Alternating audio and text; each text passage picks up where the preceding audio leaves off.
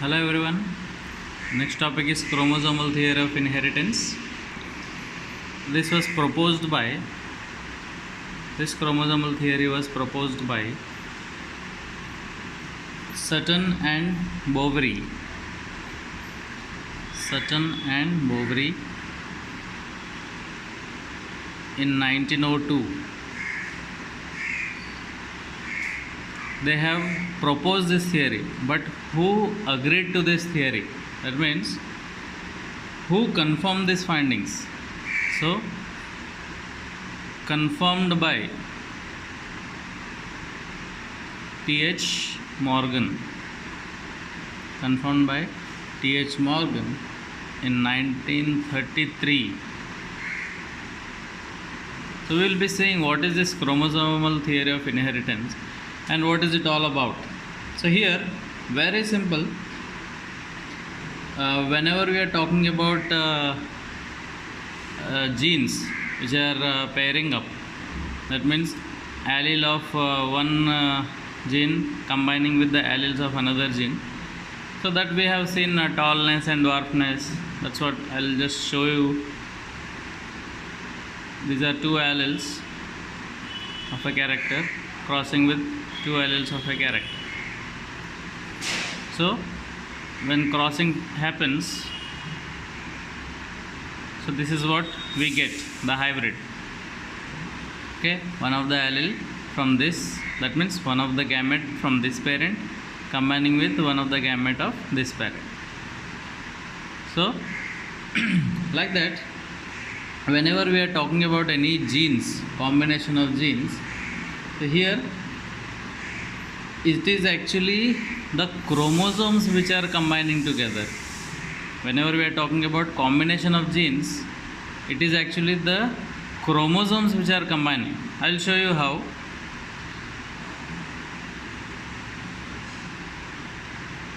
So, talking about a chromosome. Now if I ask you, show me a gene, so you can show any location, anywhere on this. So don't think that if there are homologous chromosomes, don't think that this gene will go and combine with this gene. So then only we get the hybrid individuals. So you should not be having this misconception. Means till now what we have done in law of inheritance or Mendel's laws is about this only. The genes are actually combined. But what we can see from meiosis is it is actually the chromosomes which will overlap. So you know it already. In 11th standard you have seen chiasmata formation, exchange of genetic material. So if a gene is combining with another gene, that is because of the combination of chromosome, one chromosome with the other chromosome. So this is chromosomal theory of inheritance. That means not only genes are getting inherited, it's not that only genes are inherited from parents to offspring, but it is actually the chromosomes which are getting inherited from parents to offspring. So during gamete formation or during fertilization, so what happens during fertilization? It is actually during fertilization, it is the chromosomes. It is the chromosomes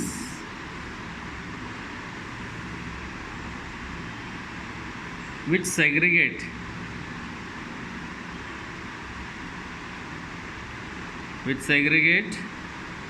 and assort independently. So here Mendel's law is coming into picture here. Law of segregation and law of independent assortment. So till now we have seen the genes are segregating, okay, and the genes are assorting, means arranging independently. So during fertilization, till now whatever we have seen, the gametes or the genes, they are segregating, law of segregation.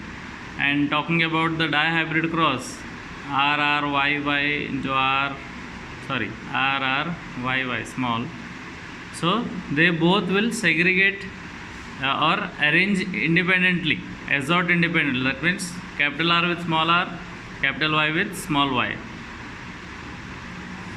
So it is not that RR will be one and YY will be different. No, this concept is wrong. So assort independent. So it is not that only genes are assorting independently, it is the chromosomes which are segregating and assorting independently. So during fertilization you should keep in mind it is the chromosome because genes are present inside chromosomes. So the ultrastructure, if you see, we have seen it is finally made up of DNA and genes.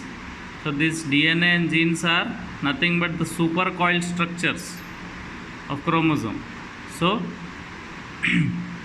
it is not the gene which is going from one chromosome to another chromosome, but it is actually the chromosome which is combining with another chromosome. So that's why this theory, chromosomal theory of inheritance, was put forward by Sutton and Boveri, and T.H. Morgan has confirmed these findings. So there are some of the characteristics, salient features of this theory. So I will be forwarding the features into your Google Classroom. Then we'll go for law of segregation and law of independent assortment according to chromosomal theory of inheritance. We'll see law of segregation according to chromosomal theory. So chromosomal explanation of law of segregation. So chromosomal explanation of law of segregation. So in this simple diagrammatic view we will be seeing.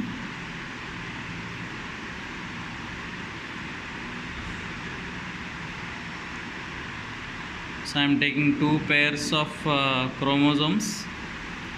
This is one pair and this is another pair. Say that this is in G1 phase. And in G2 phase, what will happen? You know it. Replication and chromosomal synthesis takes place.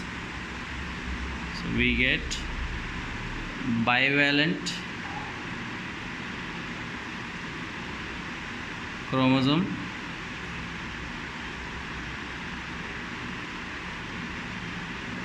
That means the haploid is becoming diploid. Think in that way. So earlier only one chromosome was there. I mean one single strand was there. Now two strands, double, bivalent chromosomes. These are called as bivalent because two arms are there each. So this happens in G2 phase.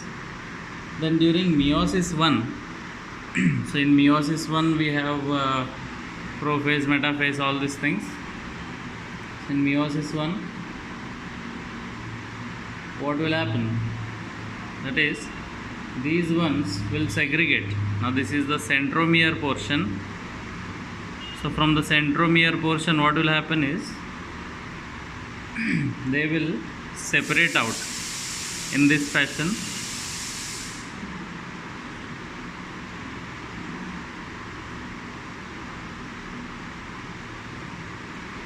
You know, in anaphase what happens is from the centromere region they go to opposite poles. Same thing with the smaller chromosome as well, and the other pair of chromosome as well.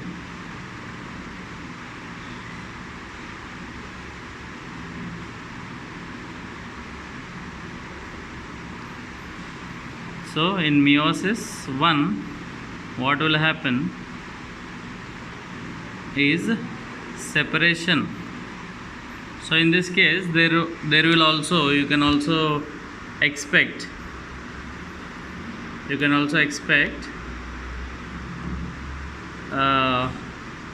exchange of chromosome material you can expect in meiosis 1. And in meiosis 2, what will happen is they all these single chromosomes, that is monovalent chromosomes, haploid chromosomes, they all will separate out individually this way. This is meiosis 1, and in meiosis 2,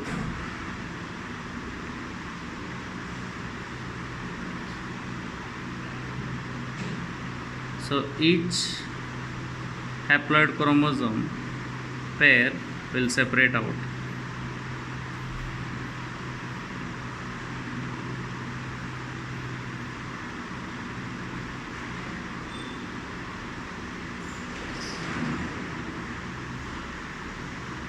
So that's why we have in meiosis 2 4 haploid cells. So 4 haploid chromosomes. So that means if there is any exchange here in meiosis 1, if there is any chiasmata formation or exchange of genetic material, so it get exchanged here, and then finally what will happen is in meiosis 2 the chromosomes will get separated out. That means they get segregated as haploid chromosomes. So this happens in meiosis 2. So this is the chromosomal explanation of law of segregation. So as I told you again, don't think that only the genes get segregated. It is actually the chromosome which gets segregated, the complete chromosome. Or if I am, for example, taking the red yellow character of seed shape and seed color in sweet pea, so it will actually segregate individually. So individually they will segregate in meiosis 2. So it is not that only genes are getting transferred in meiosis 2, it is the complete chromosome which contains the characters. So the complete chromosome gets segregated. So this is law of segregation according to chromosomal theory. Next one is law of independent assortment.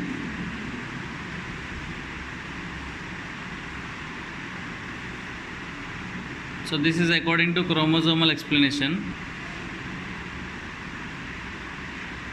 According to chromosomal theory,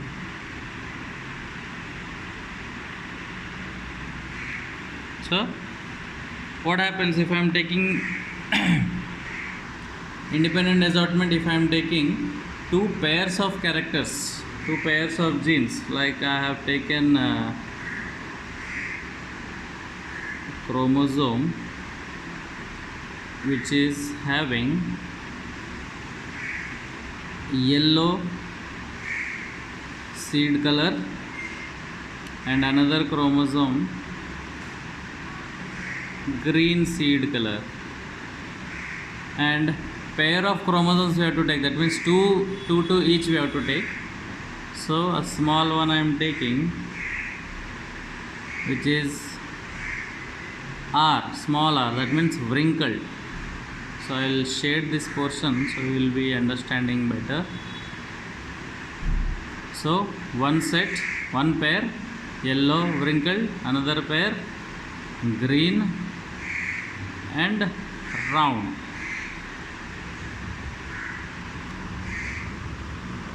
So green and round. So now what will happen is after meiosis, I am not going to show G1 G2 phase now, already that is done. So in meiosis 1, what will happen? So meiosis 1, there will be segregation. That means the bivalent chromosome will become monovalent chromosome, that means haploid chromosome. So that will be in this fashion. So the chromosomes will move to opposite poles in anaphase. Same thing with the another chromosome, that is wrinkled one. Talking about this also gets separated this way, that is green color, and this one round. Now if you see each strand, each chromosome, if you take haploid chromosome, so this is yellow, this is also yellow, this is wrinkled, this is also wrinkled. If I take this one, this is green, this is green, this is round, and this is round. In meiosis 2, what will happen is, since the strands are since the chromosome is already split into two, that is haploid, now in meiosis 2, now this is meiosis 1, and in meiosis 2 what will happen is, they will separate out individually. I mean, according to their assortment, they will segregate, or they will separate, arrange individually. This happens in meiosis 2.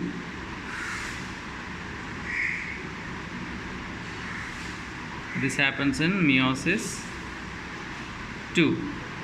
This is meiosis 1.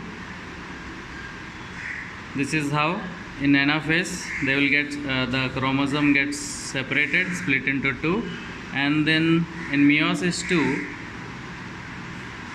gametes will be individual. That means all the haploid chromosomes will be assorted individual. Now if you see, this is Y, this is small r, that means yellow wrinkled, this is also yellow wrinkled. Talking about this one, this is green round, green round.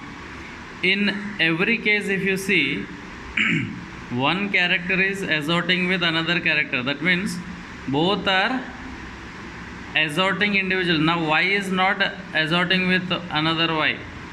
Neither R is assorting with R.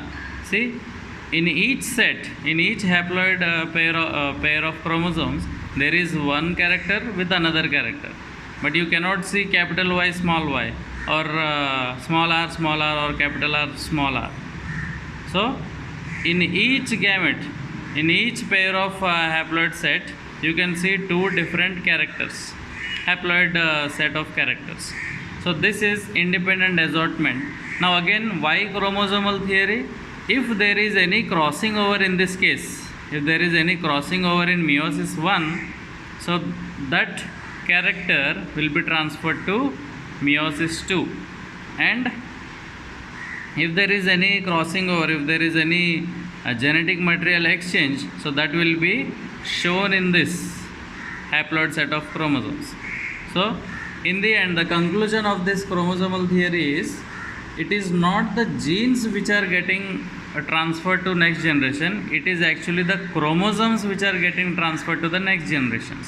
And it is because of the genetic exchange, genetic material exchange, that is being transferred to the next generation. So don't think that only one small gene will be transferred to from parents to offspring. It is the complete chromosome, the haploid chromosome from one parent combining with the haploid chromosome with another parent, and then fertilized and then expressed in the offspring. So chromosomal theory completely states that, don't think that only genes get transferred or inherited from parents to offspring. It is the haploid chromosome from one parent combining with the haploid chromosome with another parent, and then combine together and form the offspring. So this is all about chromosomal theory of inheritance.